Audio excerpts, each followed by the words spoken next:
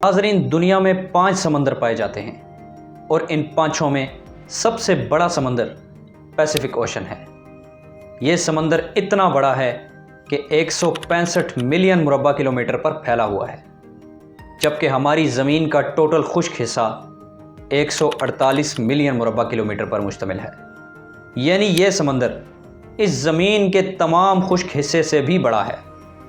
इस पूरे समंदर में सिर्फ चंद जजीरे हैं और वो भी इतने छोटे कि इस अजीम शान समंदर में ये जजीरे सिर्फ एक मामूली डॉट की तरह नज़र आते हैं। और इनमें से ज़्यादातर जजीरे ऐसे हैं जिन पर आज तक किसी इंसान ने कभी कदम नहीं रखा।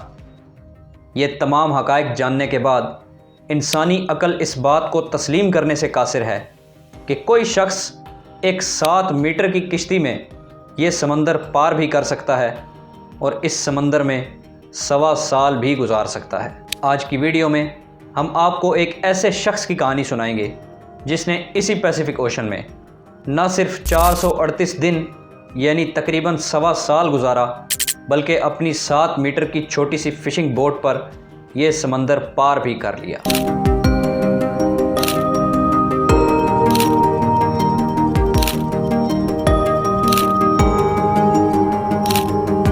17 नवंबर 2012 मैक्सिको के साहिली शहर कोस्टा एजुल से एक कश्ती पैसिफिक ओशन में दाखिल हुई। किश्ती पर सवार 36 साला जोस सल्वाडोर अल्वरंगा अपने एक 22 साला साथी कोरोडोबा के साथ मछली पकड़ने के लिए निकले। ये एक 7 मीटर की फिशिंग बोट पर सवार थे, जिसमें सिर्फ चंद घंटे का फ्यूल, कुछ खाने पीने का सामान और एक रेफ्रिजरेटर था जिसमें कि ये मछली को स्टोर करने वाले थे। इन दोनों का ये फिशिंग ट्रिप तकरीबन 30 घंटे का था और 30 घंटे के बाद उन्होंने मछली पकड़कर वापस आ जाना था। सूरज गुरूब होने तक ये लोग समंदर में तकरीबन 150 से 200 किलोमीटर तक अंदर चले गए और मछली का शिकार करने लगे। रात 12:30 तक उन्होंने अच्छी खासी तादाद में मछली पकड़ ली और इसको रेफ्रिजरेटर में स्टोर कर लिया। रात तकरीबन 1 बजे समंदर की तूफ़ानी लहरों ने इस किश्ती को बुरी तरह हिट किया।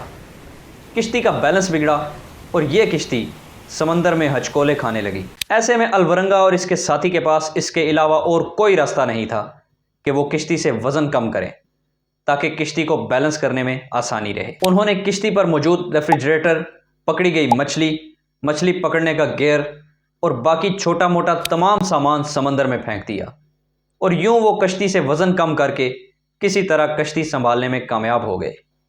तूफ़ान ने कुछ मोहलत दी तो उन्होंने वापसी के सफ़र का इरादा किया।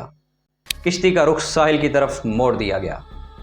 वो पूरी रात सफ़र करते रहे और सुबह जब सूरज निकला तो वो मैक्सिको के पहाड़ों को देख सकते थे। अब वो साहिल से सिर्फ 24 किलोमीटर की दूरी पर थे। अब जबकि इनकी मंजिल इनके सामने थी, इस मौके पर इनकी किश्ती ने इनका साथ छोड़ दिया और किश्ती का इंजन बंद हो गया। किश्ती का फ्यूल ख़त्म हो चुका था। उन्होंने अपने पास मौजूद रेडियो के ज़रिए अपने बॉस से रब्ता किया और मदद तलब की। समंदर की लहरें किश्ती को दोबारा समंदर के अंदर की तरफ धकेलने लगी और चंद ही मिनटों में इनके रेडियो की बैटरी भी ख़त्म हो गई। अब बाहर की दुनिया के साथ इनके राब्ते का वाहिद ज़रिया यानी इनका रेडियो भी बंद हो चुका था। मैक्सिको की तरफ से सर्च एंड रेस्क्यू ऑपरेशन शुरू किया गया, लेकिन पैसिफिक ओशन में एक 7 मीटर की कश्ती को ढूंढना एक घास के ढेर में सुई ढूंढने के बराबर था। अब सूरत हाल ये थी कि किश्ती समंदर के अंदर ड्रिफ्ट होती जा रही थी और इस पर खाने पीने की कोई चीज़ मौजूद नहीं थी। इस किश्ती पर कोई साया भी मौजूद नहीं था, क्योंकि यह किश्ती सिर्फ चंद घंटों के सफ़र के लिए ही बनी थी। 2 दिन गुजर गए और इनकी किश्ती 450 किलोमीटर तक समंदर के अंदर चली गई। बदकिस्मती से यह किश्ती समंदर के उस हिस्से की तरफ गई जहां पर आम बहरी जहाज़ों की भी कोई आमद व रफ्त नहीं होती। इस वजह से अल्वरंगा और इसके साथी को किसी बहरी जहाज़ से भी किसी मदद की उम्मीद नहीं थी। इन लोगों ने अपने हाथों से समंदर में मछली पकड़कर उसको कच्चा खाना शुरू कर दिया। प्यास बुझाने के लिए अल्वरंगा और इसके साथी ने समंदर में तैरती हुई प्लास्टिक की बोतलें उठाईं और इनमें बारिश का पानी जमा करके पीने लगे। जब कभी बारिश ना होती और इनका पानी ख़त्म हो जाता تو یہ سمندری کچھووں کو پکڑ کر ان کا خون ان بوتلوں میں جمع کرتے اور اپنی پیاس بجھانے کے لیے اس کو بھی پی لیتے۔ اس طرح ان کے دن اور رات گزرنے لگے۔ 2 ماہ گزر گئے اور یہ لوگ پتہ نہیں سمندر میں کتنے اندر تک جا چکے تھے۔ الورنگا کے ساتھی کوروڈوبا کو دور سے ایک بحری جہاز نظر آیا۔ دونوں اٹھے اور زور زور سے چلانا شروع کر دیا۔ بحری جہاز میں موجود کسی شخص کو ان کی چھوٹی کشتی نظر نہ آئی اور وہ ان کے پاس سے گزر گیا۔ یہ کچی مچھلی اور اپنی کشتی پر بیٹھنے والے پرندوں کو پکڑ کر کھاتے رہے اور اسی طرح انہوں نے 4 مہینے سمندر کے رحم و کرم پر گزار دیے۔ 4 ماہ گزارنے کے باوجود اس وقت تک انہیں اپنے بچاؤ کی کوئی امید نظر نہیں آ رہی تھی۔ اب الورنگا کے ساتھی کوروڈوبا کی طبیعت خراب ہونے لگی۔ اس نے مزید کھانے پینے اور اس اذیت کو برداشت کرنے سے انکار کر دیا۔ الورنگا کے اپنے بیان کے مطابق اس نے اپنے ساتھی کو سمجھانے اور امید دلانے کی بہت کوشش کی، لیکن کوروڈوبا ہمت ہار چکا تھا۔ اس نے کھانا اور پینا چھوڑ دیا اور کچھ ہی دن میں اس نے بھوک اور پیاس کی وجہ سے اپنی جان دے دی۔ الورنگا کے مطابق وہ اپنے ساتھی کی لاش کے ساتھ 7 سے 8 دن تک بیٹھا رہا اور اس کی لاش کے ساتھ بھی باتیں کرتا رہا، لیکن 8 دن کے بعد جب اس کی لاش ڈیکمپوز ہونے لگی تو اس کے پاس اور کوئی چارہ نہیں تھا کہ کوروڈوبا کو سمندر کے حوالے کر دے۔ لیکن کوروڈوبا کی فیملی کے مطابق کوروڈوبا کی لاش کو سمندر میں نہیں پھینکا گیا تھا، بلکہ ان کا یہ الزام تھا کہ الورنگا نے کوروڈوبا کی لاش کو کھا لیا تھا۔ بعد میں جب الورنگا سے پوچھا گیا کہ آپ کو کیسے پتہ چلا کہ آپ کے دوست کی موت 4 مہینے بعد ہوئی، تو الورنگا کا جواب بہت ہی آسان اور سادہ تھا۔ ان کا کہنا تھا کہ وہ چاند کو دیکھ کر اندازہ لگا رہے تھے کہ انہیں سمندر میں کتنے دن ہو چکے ہیں، اور ان کے مطابق چاند کا یہ 4تھا مہینہ تھا جب کوروڈوبا کی موت کا واقعہ پیش آیا تھا۔ اب اس کشتی پر الورنگا اکیلے رہ گئے تھے۔ ان کا وقت مچھلی اور کچھوے پکڑنے اور کھانے میں گزرنے لگا اور وہ سمندر میں مزید آگے ڈرفٹ کرتے گئے۔ انہوں نے مزید 10 مہینے اسی حالت میں سمندر میں گزار دیے۔ ایک دن جب سورج نکلا تو صبح سویرے الورنگا کو پانی میں کچھ ناریل تیرتے ہوئے نظر آئے۔ اس کا مطلب صاف تھا کہ الورنگا زمین کے قریب پہنچ چکے تھے۔ پیسیفک اوشن میں ایک جگہ ہے ایبن اٹول۔ یہاں پر چھوٹے چھوٹے کئی جزیرے ہیں اور ان جزیروں پر بہت کم آبادی ہے۔ الورنگا دراصل ایبن اٹول کے ایک جزیرے کے پاس پہنچ چکے تھے۔ یہ جزائر اتنے چھوٹے ہیں کہ اگر آپ نقشے میں دیکھیں تو بھی ان جزائر کو ڈھونڈنا بہت مشکل کام ہے۔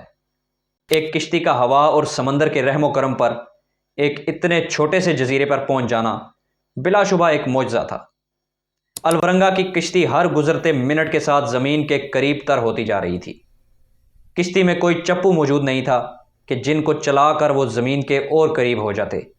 اس لیے الورنگا کو ڈر تھا کہ ان کی کشتی کہیں دوبارہ سے سمندر کے اندر نہ جانے لگے، لہٰذا انہوں نے اپنی کشتی کو چھوڑا اور پانی میں چھلانگ لگا دی اور تیر کر زمین پر پہنچ گئے۔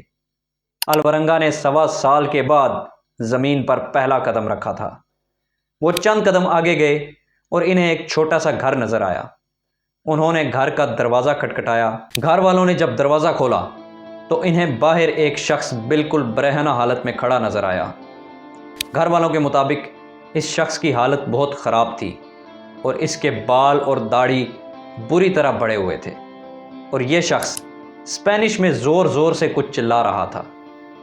گھر والوں نے پولیس کو کال کی اور پولیس الورنگا کو لے کر ہسپتال پہنچ گئی۔ ٹرانسلیٹر کو بلوایا گیا تو پتہ چلا کہ الورنگا میکسیکو سے چلا تھا اور 10,800 کلومیٹر کا سفر 438 دن میں طے کر کے اس جزیرے پر پہنچ گیا۔ ایک شخص دنیا کے سب سے بڑے سمندر کو ایک چھوٹی سی کشتی پر کراس کر کے 438 دن میں دنیا کے دوسرے حصے پر پہنچ چکا تھا۔ عالمی میڈیا میں اس خبر کی ہیڈ لائنز بن گئی اور دنیا ایک حیرت میں مبتلا ہو گئی۔ The fisherman who says he drifted After 13 months adrift without a water, here at sea has finally gesture after gesture, ایک اور حیرت انگیز بات یہ تھی کہ قسمت نے اس موقع پر الورنگا کا ایسا ساتھ دیا کہ اگر الورنگا اس جزیرے کو کراس کر جاتے تو ان کی اگلی منزل فلیپینز تھی۔ جو کہ یہاں سے بھی آگے تقریباً 7000 کلومیٹر کا رستہ تھا، اور فلپینز تک پہنچنے میں الورنگا کو مزید 7 ماہ لگ جانے تھے، اور شاید وہ مزید 7 ماہ اس کھلے سمندر میں زندہ نہ رہ سکتے۔ الورنگا کو ہسپتال داخل کیا گیا، اور چند دن بعد جب وہ صحت یاب ہوئے تو انہیں میکسیکو واپس لے جایا گیا۔ ان کی فیملی اور گاؤں کے لوگ جو یہ مان چکے تھے کہ یہ دونوں لوگ اب مر گئے ہوں گے، ان کے لیے الورنگا کی واپسی ایک خوشگوار ترین لمحہ تھا۔ اپنی زندگی کے اس تلخ ترین سفر کو طے کر کے الورنگا نے ایک ایسا عالمی ریکارڈ قائم کر دیا تھا جس کو شاید کوئی بھی کبھی نہ توڑ سکے۔ امید ہے آپ کو یہ امیزنگ سٹوری پسند آئی ہوگی۔ ہمارے ساتھ جڑے رہنے کا شکریہ۔